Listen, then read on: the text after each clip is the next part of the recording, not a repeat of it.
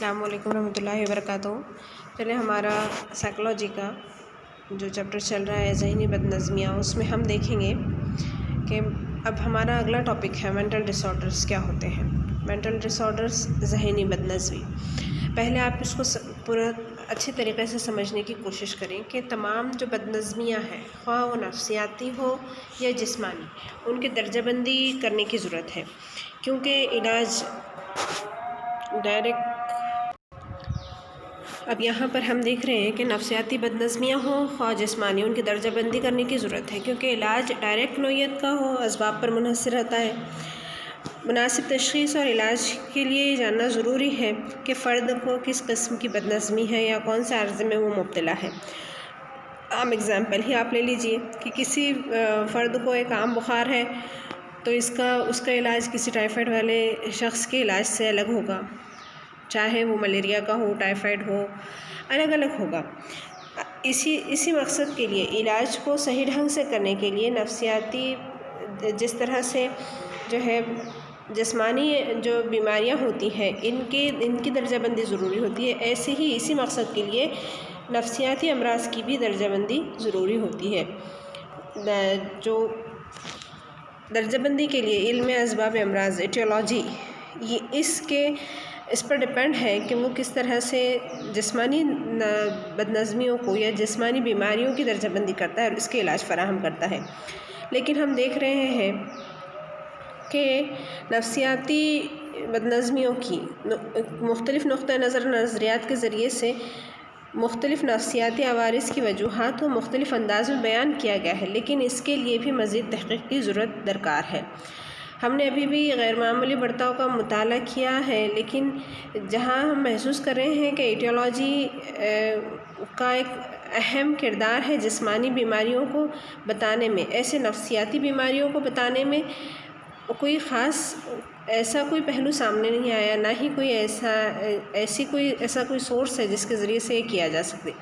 البتہ بنیادی توجہ علامات یا سنڈروم پر دی گئی ہے۔ ذہنی بد نظمیوں کی درجہ بندی بدلتی رہتی ہے، اس کے باوجود درجہ بندی کو زیادہ سے زیادہ سائنسی بنانے کی کوشش بھی کی جا رہی ہے۔ نفسیاتی بد نظمیوں کی بہت سی اقسام اور درجہ بندیاں ہیں۔ اس وقت جو ہے نفسیاتی بد نظمیوں کی درجہ بندی کرنے کے لیے دو بڑے بڑے نظام موجود ہیں، جس کو میں نے اس سے پہلے والے لیکچر میں بھی آپ کو ایکسپلین کی تھی اور بتائی بھی تھی کہ کون سے بد نظمیاں کون سے ایکسس میں رکھی گئی ہیں، جسے DSM کہا گیا ہے نا، diagnostic and statistical manual for mental disorder DSM۔ یہ امراض اور متعلقہ صحت سے متعلق مسائل کی بین الاقوامی درجہ بندی ہے۔ International classification of diseases ICD کے ذریعے سے یہ دو اہم چیزیں ہیں۔ تو دونوں اہم چیزیں میں نے پچھلے لیکچر میں بھی ڈسکس کی تھی، اور یہاں پر چونکہ ٹاپک آ گیا ہے تو اس لحاظ سے اس کو بھی ایکسپلین کرتی چلوں گی۔ امریکن سائیکیٹرک ایسوسی ایشن نے ایک جو ہے سرکاری طور پر تسلیم شدہ نفسیاتی امراض کی درجہ بندی کا ایک رسالہ شائع کیا۔ یہ بنیادی طور پر ذہنی صحت کے پیشہ ور افراد کے ذریعے تشخیص کی یکسانیت کو یقینی بنانے کے لیے استعمال کیا جاتا ہے، اور اس کا فرسٹ ورژن اس کا 1952 میں نکلا، اور ابھی جو ہمارے پاس میں ہے یہ DSM-5 ہے۔ DSM کا ورژن ہے جو 2013 میں شائع ہوا، اور اس کے جو ہے تقریباً 22 اس کے ذیلی زمرے ہیں۔ اسی کے مطابق جو ہے نفسیاتی بد نظمیوں کی وسیع اقسام کو ایک جگہ جمع کیا گیا، اور اسی کے لحاظ سے جو ہے ان کے علاج بھی کیے جا رہے ہیں۔ اب دوسرا جو ہے international classification of diseases ICD کا 11th ورژن 2019 میں WHO نے اس کو تشکیل دیا۔ اس میں ہر قسم کی تشخیص، امراض، علامات، نشانیاں اور سماجی حالات کے دستاویزات ہیں۔ اس کا نفسیاتی بد نظمیوں میں بھی ایک اہم حصہ ہے۔ ICD 11 کے مطابق ذہنی عوارض کی 11 اقسام ہیں، جن میں سے بیشتر DSM-5 سے متجاوز ہیں۔ یہ ممکن نہیں ہے کہ صرف ایک باب میں ان ساری اقسام کی جو بد نظمیوں کا مطالعہ کیا جا سکے۔ اب یہاں پر ہم صرف چنندہ کچھ چیزوں کو لیں گے، لیکن اس سے پہلے ہمیں جاننا یہ ضروری ہے کہ یہ جو بد نظمیاں ہیں یہ ہوتی کیسے ہیں، اس کے اسباب کیا ہوں گے، اس کے اساس کیا ہے، اس کی بنیاد کیا ہے۔ ہم نے 11th میں بھی ایب نارمل بیہیویئر دیکھے تھے، میں نے یہاں پر بھی ایب نارمل کو ایکسپلین کی ہوں اس سے پہلے والے لیکچر میں، اسی چیپٹر میں۔ اب یہاں پر بھی ہم یہ دیکھ رہے ہیں کہ جو ہم ایب نارمل برتاؤ ہے اس کے پیچھے ریزنز کیا ہوتے ہیں، اس کے اساسی عوامل کون سے ہیں۔ خلاف معمول برتاؤ کے اساسی عوامل میں ان 4 ہیڈنگز کو شامل کیا گیا ہے۔ اس میں ایک حیاتیاتی عوامل ہوتے ہیں، دوسرے نفسیاتی، اور تیسرا بین شخصی درون شخصی، ایک شخص سے اپنے ذاتی طور پر جڑے ہوئے، اور چوتھا ہے سماجی ثقافتی۔ خلاف معمول برتاؤ کی طرح کسی پیچیدہ چیز کو سمجھنے کے لیے ماہر نفسیات مختلف طرز فکر کا استعمال کرتے ہیں۔ ہر ایک نظریہ جو آج استعمال میں ہے انسانی طرز عمل کے مختلف پہلوؤں پر زور دیتا ہے، اور بے اعتدالی کی وضاحت اور علاج اسی نظریے سے کیا جاتا ہے۔ یہ نظریہ مختلف عوامل جیسے حیاتیاتی، نفسیاتی، بین شخصی، سماجی اور ثقافتی، ان عوامل پر زور دیتا ہے، اور ان میں سے کچھ نظریے جو آج استعمال میں ہیں ان کی جانچ خلاف معمول برتاؤ کی وضاحت کرتی ہے۔ اس میں حیاتیاتی عوامل ہمارے طرز عمل کے سبھی پہلوؤں کو متاثر کرتا ہے۔ حیاتیاتی عوامل کون سے ہیں؟ دیکھیے آپ، ہم نے جو ہے 11th میں نروس سسٹم میں پورا سینٹرل نروس سسٹم، مرکزی عصبی نظام، ایک پورا چیپٹر پڑھے ہیں، اس میں بھی بہت سی چیزیں میں نے آپ کو ایکسپلین کی تھی۔ اب برتاؤ کی بنیاد کیا ہوتی ہے، انسانی برتاؤ کی بنیاد اور اساس، میں نے شاید اس کو بھی ڈسکس کی تھی کہ جینین اور کروموزومز اور سینٹرل نروس سسٹم، یہ سب چیزیں مل کر یہ انسانی برتاؤ بنتا ہے، یہ اس کے بایولوجیکل فیکٹرز ہیں۔ حیاتیاتی عوامل ایک وسیع رینج ہے، جیسے ناقص جین، انڈوکرینی، عدم توازن، ناقص تغذیہ، زخم، یہ دیگر صورتحال عام طور پر انسانی نشو و نما اور جسمانی کام کاج کو متاثر کرتے ہیں۔ عوامل جو ہوتے ہیں یہ خلاف معمول برتاؤ کے امکانی اسباب ہو سکتے ہیں، اس کی وجہ سے ہم پتہ لگا سکتے ہیں کہ کس طرح سے برتاؤ ہمارا متاثر ہو رہا ہے، اس کی ایک کیا کہیں گے وجہ بن سکتے ہیں یہ چیزیں۔ ان حیاتیاتی نمونوں کے مطابق خلاف معمول برتاؤ کی حیاتیاتی، کیمیائی یا عضویاتی بنیاد ہو سکتی ہے۔ جو بایولوجیکل ریسرچر ہیں انہوں نے یہ دیکھا کہ نفسیاتی جو انتشار ہے اس کا زیادہ تر تعلق ایک نیورون سے ہے، ایک نیورون جو دوسرے نیورون تک میسج پہنچاتا ہے، پیغامات کی ترسیل ہوتی ہے۔ ہم نے 11th میں اس کو جو ہے عصبی نظام کے تحت بھی پڑھے ہیں، اس کو دیکھیں میں نے اس کو سمجھانے کی کوشش کی تھی اور اس سے پہلے بھی سمجھائی ہوں کہ ایک اعصابیہ کو دوسرے سے، یہ جو اعصالیہ جو ہوتا ہے یہ عصبی اسے کہا جاتا ہے، ایک چھوٹی سی جگہ ہے جو یہ ایک دوسرے کو الگ کرتی ہے، 2 اعصابیوں کو ایک دوسرے سے علیحدہ کرتی ہے، اور تمام پیغامات کو اس جگہ سے ہو کر گزرنا پڑتا ہے۔ یہ الیکٹرک اضطراری تحریک اعصابیہ کے سرے پر پہنچتی ہے جسے سینپس کہا گیا ہے۔ میں نے آپ دیکھے تھے، اپنے بایولوجی میں بھی پڑھے ہوں گے آپ نے کہ یہ سینپس کیا کام کرتا ہے۔ اور یہ جو پیغامات ہیں یہ کچھ تحریری نہیں ہوتے بلکہ یہ کیا ہوتا ہے، ایک احساس ہوتا ہے، ایک کیا کہیں آپ، ایک حرکت ہوتی ہے، اضطراری تحریک ہے، یہ ایک سرے سے دوسرے تک پہنچتی ہے۔ کیمیائی جو مادے ہوتے ہیں، کیمیکل کا خارج ہونا بھی اس میں ہے، عصبی ترسیل کار کہلاتا ہے، نیورو ٹرانسمیٹر کہلاتا ہے۔ یہ کیا، کیمیکل کا اخراج، کیمیکل ہارمونز کا اخراج کے ذریعے سے پیغامات پہنچائے جاتے ہیں ایک جگہ سے دوسری جگہ۔ اس سے پتہ چلتا ہے کہ کچھ خاص نیورو ٹرانسمیٹرز کی وجہ سے بے اعتدالی نفسیاتی انتشار کو پیدا کر رہی ہے۔ تشویش کے انتشار کو عصبی ترسیل کار گاما امینو بیٹرک ایسڈ، دیکھیں آپ یہاں پر لکھی ہوں میں نے گاما امینو بیٹرک ایسڈ، آپ اس کو نوٹ کرتے چلیں کہ جو ہے یہ کیا کرتا ہے، عصبی ترسیل کار کی سرگرمی کو کم کرنے اور ذہنی انتشار کو متاثر کرنے، اور ڈوپامائن کی سرگرمی کو زیادہ کرنے اور سیروٹونائن کی سرگرمی کو کم کرنے سے اس کو جوڑ کر دیکھا جا سکتا ہے۔ گاما امینو بیٹرک ایسڈ یہ کئی چیزوں کو ایک ساتھ جوڑتا ہے۔ جو ہمارے نشائی کیمیکل جو ہمارے جسم میں نشائی عوامل ہوتے ہیں ان کا تعلق ذہنی انتشار، ہمارے ذہن کا متاثر ہونا اور دیگر نفسیاتی بیماریوں سے، نفسیاتی بدنظمیوں سے بتایا گیا ہے۔ بہرحال جو ریسرچر ہیں ان کے لیے مخصوص نسلوں کی پہچان کرنے میں ناکام رہے ہیں۔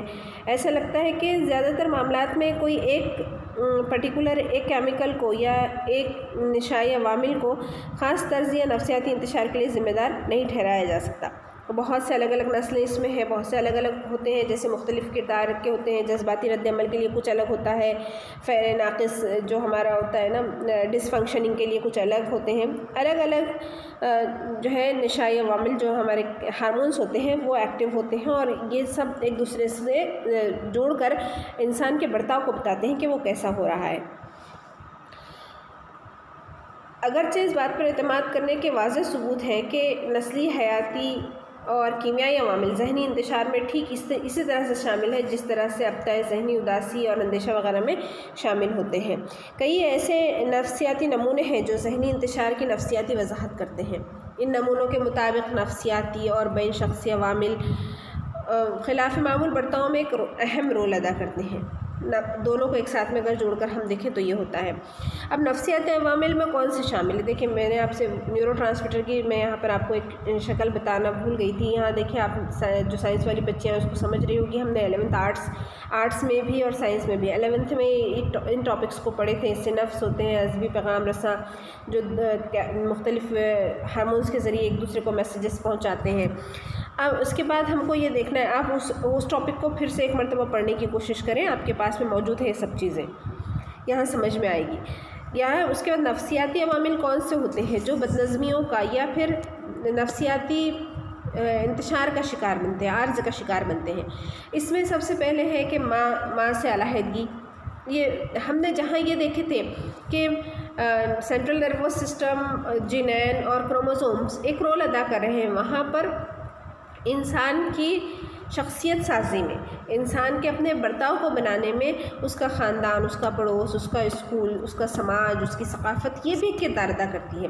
تو ضروری نہیں ہے کہ صرف ایک ہی پہلو دیکھا جائے، یہاں پر سائیکولوجیکل ڈس آرڈر میں ہم کو دونوں پہلو دیکھنے ہیں کہ کون سے ایسے فیکٹرز ہیں جو اس کا حیاتیاتی بایولوجیکل فیکٹرز تو ہے لیکن سائیکولوجیکل فیکٹرز کیا ہے جو اسے جو ہے ڈس آرڈر کی طرف لے جاتے ہیں۔ اس میں ماں سے علیحدگی، محرومیت، ابتدائی جو زندگی کے سال ہوتے ہیں اس میں جوش اور جذبے میں کمی آ جاتی ہے، والدین اور بچوں کے تعلقات مناسب نہ ہوں، جیسے والدین جھڑک رہے ہیں، مار رہے ہیں، بے جا کیئر کر رہے ہیں، ضرورت سے زیادہ جو ہے آزاد خیالی ہے، ڈسپلن نہیں ہے کچھ، تو اس طرح سے بھی پرابلمس ہو سکتے ہیں۔ ایڈجسٹمنٹ نہیں ہے، خاندانی تعلقات خراب ہے، خاندان بکھر رہا ہے، اور شدید دباؤ، یہ بھی جو ہے نفسیاتی عوامل ہیں جو سائیکولوجیکل ڈس آرڈر کا باعث بنتے ہیں۔ نفسیاتی نمونوں میں ہم نفسی، حرکی اور کرداری، وقوفی اور انسانی وجودی نمونے بھی اس میں شامل کر سکتے ہیں۔ نفسی حرکی میں جو ہے آپ نے سب سے پہلے تو ہم نے 11th میں دیکھے تھے سگمنڈ فرائڈ نے جو نظریہ پیش کیا، دیکھیں آپ یہاں پر میں شاید اس کا یہاں امیج لینا بھول گئی ہوں، جو ہم نے سگمنڈ فرائڈ کی جو تھیری تھی ایڈ ایگو سپر ایگو پر نا، نفسی حرکی، نفسی تحلیل نفسی کا نظریہ جو تھا، نفسی حرکی نظریہ، اس میں جس طرح سے سگمنڈ فرائڈ نے یہ بتانے کی کوشش کی تھی کہ 3 جو عوامل ملتے ہیں، جبلی ضروریات جس میں ایڈ ہے، اور عقلی فکر انا ہے، اور اخلاقی معیارات فوق انا ہے، یہ بھی اس میں شامل ہے۔ اگر یہ ڈسٹرب ہو جائے تب بھی سائیکولوجیکل ڈس آرڈر کا باعث بن سکتے ہیں۔ ان اندرونی قوتوں کو حرکی مانا جاتا ہے، یعنی یہ انسان کے شعور اور لاشعور اور ماقبل شعور کا بھی ہم نے تصور پڑھے ہیں نا، کانشیسنس، انکانشیسنس، پری کانشیسنس، تو یہ جو چیزیں سگمنڈ فرائڈ نے ڈسکس کی ہیں اس کو بھی اگر ہم دیکھیں تو جس کا شعور ہمیں نہیں ہے وہ چیزیں بھی نفسیاتی بدنظمیوں کا باعث بنتی ہیں، یعنی ایک دوسرے کے ساتھ عمل کرتے ہیں اور ان کے تعامل اور طرز عمل، فکر و جذبات کو شکل دیتے ہیں، اور اس نمونے کو سب سے پہلے فرائڈ نے پیش کیا تھا۔ آپ کو پتہ ہے یہ سب چیزیں، ان کے عقیدے کے مطابق کسی شخص کو 3 مرکزی قوت مل کر شکل دیتی ہے، جن میں جیسے ایڈ ہے، ایگو ہے اور سپر ایگو ہے۔ فرائڈ نے کہا ہے کہ جو ایب نارمل بیہیویئر ہے ہمارا، یہ لاشعوری ذہنی تصادم کا ایک علامتی ترجمانی ہے جسے شروع کے دور یا بچپن میں ہی عام طور پر جان لیا جا سکتا ہے۔ دوسرا جو نمونہ ہے کرداری نمونہ ہے جو نفسیاتی اجزاء کے رول پر زور دیتا ہے۔ اس نظریے کے مطابق معمولی اور غیر معمولی طرز عمل سیکھے جاتے ہیں، نفسیاتی انتشار برتاؤ کا غیر مناسب طریقہ سیکھ لینے کی وجہ سے ہوتا ہے. جیسے ہم نے جو 2 تھیریز دیکھے تھے لرننگ تھیریز، ایک تھی آئیون پاولف کی اور دوسری تھی BF اسکینرز کی. تو یہ جو چیزیں فیکٹر، کچھ ماحول اور کچھ انٹرنل فیکٹرز ایسے ہوتے ہیں جو اس کو سب کچھ سکھا دیتے ہیں. تو یہ چیزیں بھی اس کے بد نظمی کا باعث بنتی ہے. جیسے کلاسیکل التزام اور عملی التزام دونوں چیزیں ہم نے یہاں پر دیکھے ہیں. کلاسیکل میں کیا تھا، جو ہے مشروط مہیج، مشروط رد عمل، غیر مشروط مہیج، غیر مشروط رد عمل. ایسے ہی یہاں پر ہم نے دوسرا جو دیکھے تھے عملی التزام، جس میں آپرینٹ کنڈیشننگ، جس میں ہم نے یہ دیکھے ہیں کہ کس طرح سے طرز عمل کے بعد انعام ملنے پر برتاؤ تبدیل ہوتا ہے. یہ بھی چیزیں ہیں. برتاؤ دوسروں کو سیکھنے کے بعد، برتاؤ کو دوسروں کے ذریعے سیکھ کر ان کی تقلید کر کے بھی برتاؤ میں تبدیلیاں لائی جا سکتی ہیں. کیا کہیں گے آپ، مال ایڈجسٹمنٹ جو ہوتا ہے، ناقص مطابقت جو ہوتی ہے، یہ دونوں، اس میں دونوں طرز عمل ذمہ دار ہوتے ہیں. اب یہاں پر وقوفی نمونوں نے بھی انسانی جو ہے تشخیص، وقوفی نمونے بھی نفسیاتی عوامل پر یہاں پر زور دیا گیا ہے. اس نمونے کے مطابق کیا ہے، بے اعتدالی ہے. وقوفی مسائل کے نتیجے میں یہ بے اعتدالی عمل میں پیدا ہوتی ہے. لوگ اپنے بارے میں جو خیالات یا رائے قائم کرتے ہیں وہ غلط اور غیر منطقی ہو سکتی ہے. لوگ بار بار غیر منطقی نظریے سے سوچ سکتے ہیں اور غلط اندازہ کر سکتے ہیں، جس کی وجہ سے وہ کسی ایک غیر اہم صورتحال کی بنیاد پر وسیع اور منفی نتائج سامنے آتے ہیں. دوسرا، اب اس کا اگلا پہلو جو ہے وہ ہے نفسیاتی اور حیاتیاتی عوامل کے ساتھ ساتھ سماجی اور ثقافتی عوامل بھی ہے، جیسے جنگ، تشدد، گروہی تعصب، امتیاز، اقتصادی مسائل، معاشی مسائل، روزگار کے مسائل. یہ چیزیں بھی تیزی سے سماج میں تبدیلی کا باعث بنتی ہے. سماجی تبدیلی ہم میں سے زیادہ تر لوگوں پر دباؤ بناتی ہے. اس کی وجہ سے بھی لوگ نفسیاتی مسائل میں مبتلا ہوتے ہیں. اب اس کے علاوہ بھی بہت سی چیزیں ہیں جو یہاں پر ڈسکس کی جا سکتی ہے، اور میں انشاءاللہ اس کو کوشش کر رہی ہوں کہ یہاں پر لاؤں. لیکن چونکہ یہ چیزیں ہم 11th میں بھی بہت اچھے سے دیکھ چکے ہیں، اس لیے یہاں پر اتنی مطلب یہ جو اہم چیزیں تھیں وہ میں یہاں پر لا چکی ہوں. اب ہم کو یہاں پر دیکھنا ہے کہ اہم نفسیاتی بیماریاں کون سی ہیں، جس میں یہاں پر سب سے پہلے ہم دیکھ رہے ہیں اینزائٹی ڈس آرڈر. یہ اینزائٹی ڈس آرڈر، تشویشی بد نظمی، یہ ہے کیا؟ دیکھیں آپ، ایک ایگزامپل ہے یہاں پر. دیکھیں کہ ایک دن جب ایک ایگزامپل ہے، آپ اس کو سمجھنے کی کوشش کریں. ایک دن جب دیو گھر آ رہے تھے، انہیں احساس ہوا کہ دل کی دھڑکن کافی بڑھ گئی ہے. انہیں کثرت سے پسینہ آنے لگا اور سانس لینے میں دشواری ہونے لگی. وہ اتنا گھبرائے کہ انہوں نے اپنی گاڑی روکی اور باہر نکل گئے. اگلے کچھ مہینوں میں اس طرح کے دورے میں اضافہ ہوا اور اب اس ڈر سے گاڑی چلانے میں ہچکچانے لگے کہ کہیں دورہ پڑ جانے کے دوران ٹریفک میں نہ پھنس جائیں. ان کو احساس ہونے لگا کہ کہیں پاگل سے نہ ہو جائے اور پھر مر نہ جائے. جلد ہی وہ گھر کے اندر رہنے لگے اور گھر سے باہر نکلنا بند کر دیا. یہ ایک ایگزامپل ہے. دوسری ایک ایگزامپل ہے کہ ایک دن ہیما جو ہے اپنے دفتر سے گھر واپس آ رہی تھی. اچانک اسے محسوس ہوا کہ اس کی دل کی دھڑکن بڑھ گئی ہے، سانس لینے میں تکلیف ہو رہی ہے، بہت پسینہ آ رہا ہے. اس نے خوف محسوس کیا. اس نے کار روکی اور باہر آ گئی. کئی دن ایسا ہی ہوتا رہا. اسی طرح کے تجربات میں اور اضافہ ہوتا رہا. اس کی وجہ سے وہ بھاری ٹریفک میں ڈرائیونگ کرنے سے ڈرنے لگی.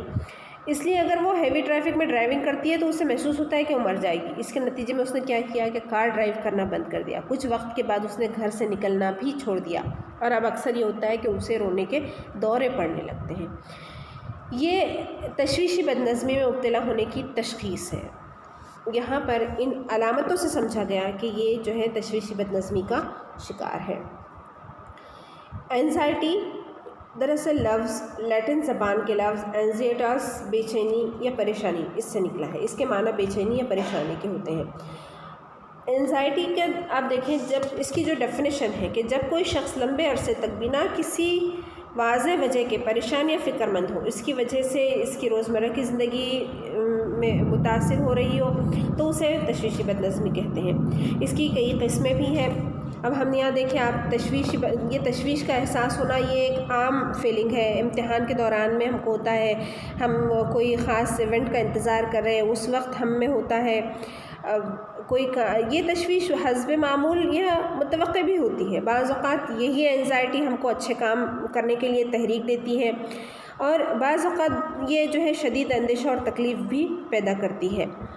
اب اس کے جو ایگزامپلس میں جو چیزیں آ رہی ہیں، ہر انسان میں خوف اور تشویش پائی جاتی ہے۔ لفظ تشویش کی جو تعریف ہے وہ ایک غیر واضح ہے، ختم نہ ہونے والا خوف، ایک ناخوشگوار احساس کے طور پر ہوتی ہے۔ یہاں پر ہم دیکھ سکتے ہیں کہ آئندہ جو ہے اندیشہ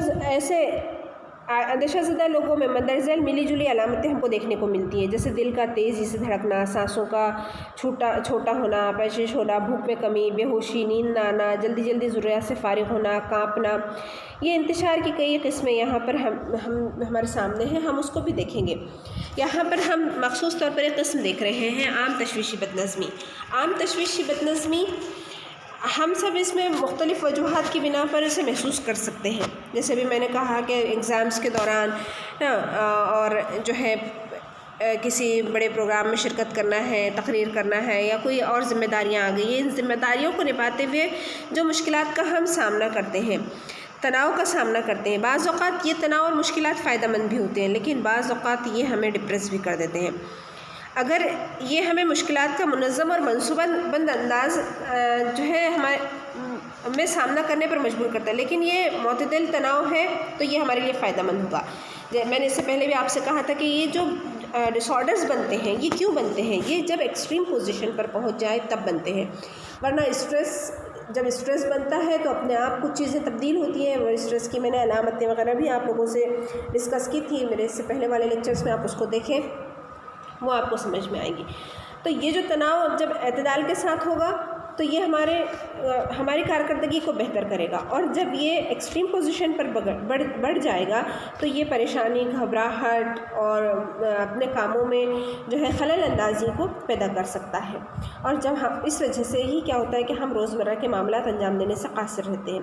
جب ایکسٹریم پوزیشن میں پہنچ جائے اسی وقت یہ ڈس آرڈر بنتا ہے، ورنہ خوف ہر ایک میں ہے، تشویش ہر ایک میں ہوتی ہے، فکریں ہر ایک کو لاحق ہوتی ہیں، لیکن یہ جب ایکسٹریم پوزیشن میں پہنچ جاتی ہے، جب اس کو لوگوں کا سپورٹ نہیں ملتا، معاشرے میں اس کے لیے کوئی حل نہیں نکالا جاتا، اس صورت میں، اور جب یہ جو ہے اس میں ہم دیکھ رہے ہیں کہ بایولوجیکل فیکٹرز بھی شامل ہیں اور سائیکولوجیکل فیکٹرز بھی شامل ہیں، تو یہ دونوں جب مل جائیں گے یہ اس کو ڈس آرڈر بنائیں گے۔ جب اس کے بڑھنے میں یہ دونوں جو ہے ایکٹیو ہو جاتے ہیں تب یہ ڈس آرڈر کی شکل اختیار کر لیتا ہے۔ اس بدنظمی میں جو فرد اس کا شکار ہوتا ہے، بچوں میں یہ 4 ہفتے میں یہ علامتیں سامنے آنے لگتی ہے، اور بالغ جو افراد ہوتے ہیں ان میں 6 مہینے تک اگر یہ علامتیں موجود رہیں تب سمجھا جاتا ہے کہ یہ کوئی ڈس آرڈر ہے، اس کی تشخیص کی جاتی ہے۔ جیسے اس کی علامتوں میں کیا ہے کہ نامعلوم کا خوف ہونا، دل کی دھڑکن میں اضافہ، بے چینی، مسلسل سر درد، مسلسل فکر مندی، نیند کی کمی، الٹی کا احساس، اضطرابی کیفیت، سانس لینے میں دقت، یہ عام چیزیں ہیں جو ہوتی ہے، مختلف سچویشنز میں ہوتی ہے، لیکن یہ پرٹیکولر ٹائم کے لیے ہوتی ہے، اس کے بعد ختم ہو جاتی ہے، لیکن یہ کبھی نہ ختم ہونے کے پیریڈ ایک لمبے پیریڈ تک چلے تو اس وقت سمجھیں کہ یہ کسی نہ کسی ڈس آرڈر کی علامتیں ہیں۔ انشاءاللہ نیکسٹ والا ہم اس کے بعد دیکھیں گے۔ آپ کو ہوم ورک سمجھیں یہ کہ انزائٹی ڈس آرڈرز کی بہت اور بھی معلومات ہیں، یہ جمع کریں، اپنے جو گروپ سرکلز ہے اس میں آپ اس کو ڈسکس کر سکتے ہیں، اور وہاں سے بھی بہت سے ایگزامپلس آپ جمع کر سکتے ہیں۔ جزاک اللہ خیر۔